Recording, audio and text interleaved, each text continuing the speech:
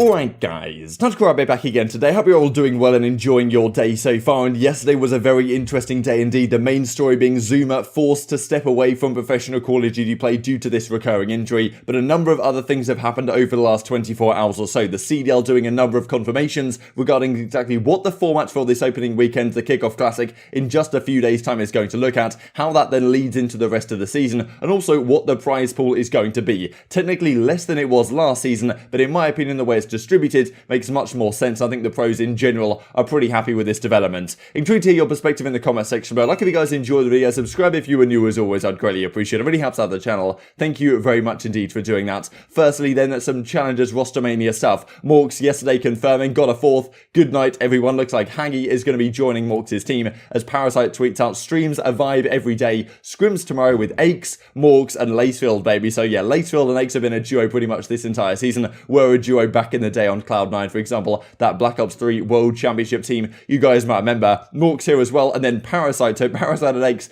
teaming up kind of as we suggested here on the channel a few days ago. How long will this team last? Who really knows? Maybe it doesn't have an incredible long lifespan, and I think they've got maybe 2 weeks or so until the next Challengers Cup, so if they're still together in 2 weeks time, I will be impressed. Definitely some big personalities on this squad that maybe will clash, as well aBeZy and Parasite did to some degree on that FaZe clan team way back in Advanced Warfare. CDL Intel says this, some of the other teams: New York Academy is Glowfrosty, Smart, Saints and Proloot.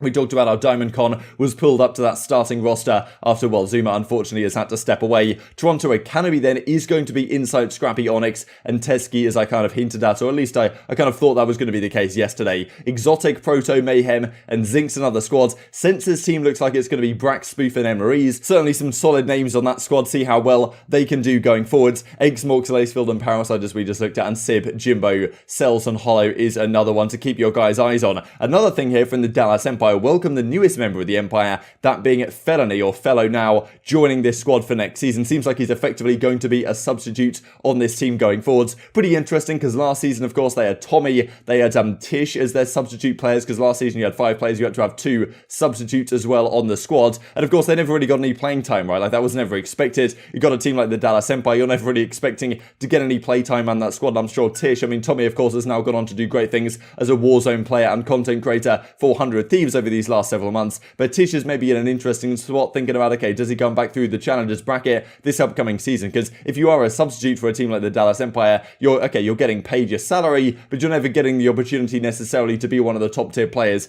in the Challenger scene. Fellow kind of did that last season through the Challenger scene and didn't sign with a pro team. He was on the Triumph Gaming squad, I believe, for a time. This time he is going to be on the Dallas Empire, and still, it seems unlikely to me he'll actually get any playing time on this squad, but that's probably not what he's expecting. He's probably expecting, well, he's probably hoping for something, you know, a little bit solid, a little bit more secure in terms of job security, get a set salary, and then, well, also be able to help out the team in some regard, and maybe set himself up for a career, you know, beyond competing, who really knows. And as he says, going to help the boys in any way I can this year. I remember Tommy, before Rambo was able to come down and be their coach, Tommy was doing some coaching things for them, I believe, even at the CDL London events, so maybe Fellow can help with some VOD review stuff or something to help this squad be as best as it can be, and if they do need anyone to sub in at any points, Fellow will be there. So certainly a player that's been around a number of years. Cool to see him find a good home right here. So the CDL confirmed this yesterday. The Kickoff Classic sets the stage for the CDL 2021 season. Pretty long article. We're going to go through exactly what the details of that are just here. So the Kickoff Classic, January 23rd, January 24th, and well, these are the matches as you can see on screen. 3 PM Eastern,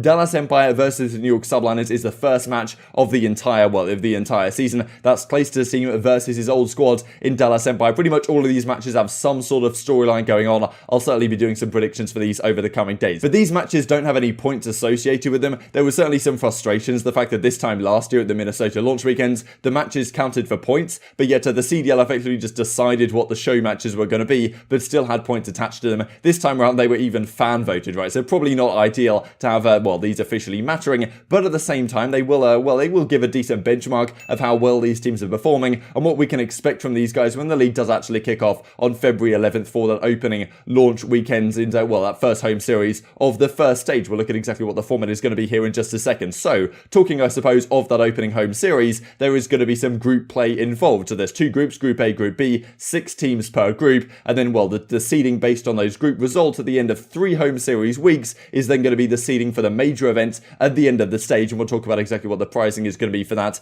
in just a second. But what we talked about a few days ago is exactly how the group seeding is going to work right here. So as they describe, on the Kickoff Classic Sunday, just before the much anticipated LA Thieves versus OpTic Chicago match, they're going to do the group selection draw show to determine the groups and match schedule for the season. During the group selection show, teams in Group A will select the teams in Group B via a reverse snake draft process. So this is what's going on. To start off the Stage 1's group selection draw show, the 2020 season champion Dallas Empire and runner-up Atlanta FaZe will make the first and second picks respectively. The Empire will select first. They might choose a team like OpTic, that might make sense, put them in FaZe's group, and then Atlanta will then choose a team in return, right? So they might pick Los Angeles Thieves or something, chuck them in Dallas's group. The team that Dallas placed in Atlanta's group will then make the next pick, selecting another team for Dallas's group, and then so on, right? So then you would imagine the team that Atlanta placed in Dallas's group, they gets to pick another team for Atlanta's group, for example. The process will continue back and forth until there are 6 teams in each group. The top 2 finishing teams from the Stage 1 major will have the first 2 picks in the Stage 2 group selection show. So based on the results this time, so right now, the 2 top seeds, of course, from last year's World Championship, Dallas Empire, Atlanta FaZe, after Stage 1, they then effectively reseed the thing, and the top 2 teams then become a different top 2 teams, and then they get seeded on, what teams think their power rankings are. It's honestly very interesting to see how this might develop, right? Because you get to see which teams that, the teams themselves think are the best, and which teams they think might be good or bad matchups for their opponent that they're seeding into. So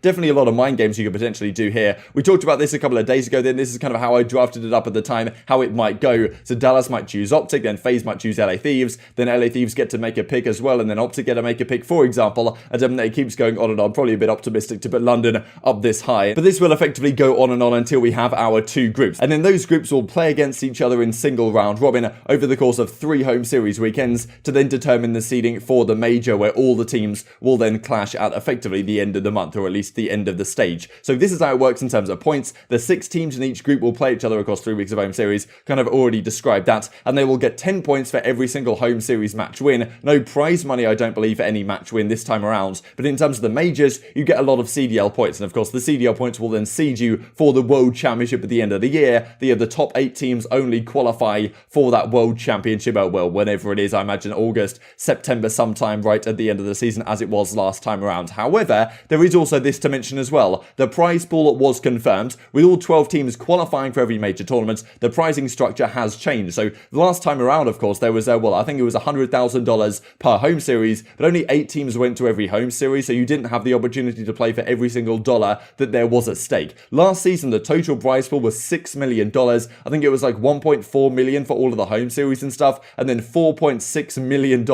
for the World Championship played online. Pretty incredible. This time around, though, they're doing it, I think they're spreading it out a lot better, really. They're doing $2.5 million for the World Championship, split as $1.2 million for the league champion. I think, as Clayster says, this worked out as the same amount per player as it was last season anyway. Then the pricing goes like this for the rest of the teams. Then in terms of the majors, there's $500,000 on the line for the major events. First place taking $200K home. So honestly, really good, I think, given that the majors, there's 5 of them throughout the season. Every 5 weeks or so, we're going to have a $500,000 tournament, and then at the end of the season, $2.5 million on the line. So yes, slightly less total prize money, but you can certainly consider that, as Zav is going to say, we're going to look at it in a second here from League Ops, that okay, the fact of the matter is, a lot of these teams weren't actually playing for every single dollar last season because they weren't attending every single home series. I think the prize split definitely makes more sense here, and especially now it's a 4 versus 4 environment, you can certainly argue this is fair enough to, drop the prize pool. But at the same time, you can make a good argument that, okay, we seem to be taking somewhat of a step back here, right? We had $6 million in Modern Warfare, $5 million this year. Is it going to go down in future years? Who really knows, right? Tough to exactly say. But as Clayster says, it's the same payout for champs divided by 4 players instead of 5. So Clayster certainly likes what they've done here. And as Zav says from League Ops, one thing to keep in mind, last season's pricing was also impacted by the fact that not every team competed at every single event. So teams missed out on pricing for multiple events. This team, they competed every event and have the ability to battle for every single dollar of the prize pool. So I think all things considered,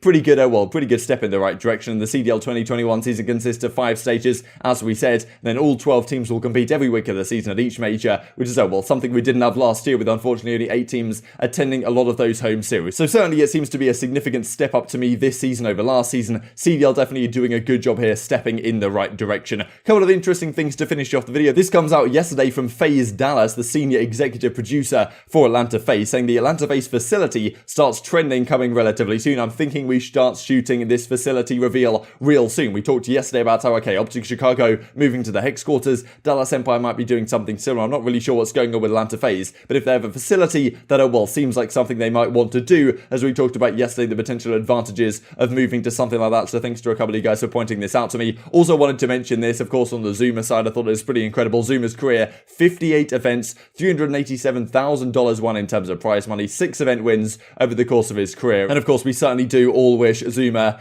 nothing but the best in his future endeavors, whatever they may happen to be. And who knows, maybe he'll come back to competing at some point. These were some legendary picks, of course. Again, we were talking about Clayster and his opinions on the whole prize pool situation. Told some legendary images here from this FaZe Clan team way back in the day. But who knows exactly what the future holds. Things change very quickly in esports especially. And just to finish off with another quick thing here, we talked a couple of days ago from Envoy talking about how he qualified for the league 2 years ago. But as Ricky Atura, their coach, said, good times and great memories. It's a shame that we should have been under Fnatic, but instead we got thrown to the wolves. So Fnatic, of course, were around in Infinite Warfare. They had the team of Tommy, Wuskin, Scraps, and Sunny B, it was at the time. Absolutely legendary team that was. But as Atura says, look, they should have been under Fnatic again through the start of Black Ops 4. And, well, if that had happened, right, and they weren't on this kind of dodgy Midnight Esports team, who knows what could have happened there in terms of, oh, well, with this team would have stuck together. I still am of the opinion that eventually other teams would have caught up to these guys. But, yeah, they were very exciting to watch. And it was unfortunate to see some of their potential get, well, snuffed out by the organizational issues they had. And I imagine if Fnatic was on board, that may not have been the case. But, yeah, another what could have been really moment in Call of Duty history. Plenty of those. Hope you guys enjoyed the video. If you did enjoy it, I'd greatly appreciate a like on the video. It really helps out the YouTube algorithm to know you enjoyed this content. Other people like you may enjoy this content as well. And I'm growing the competitive Call of Duty community. Thank you for watching as always. Take care. And I will see you next time.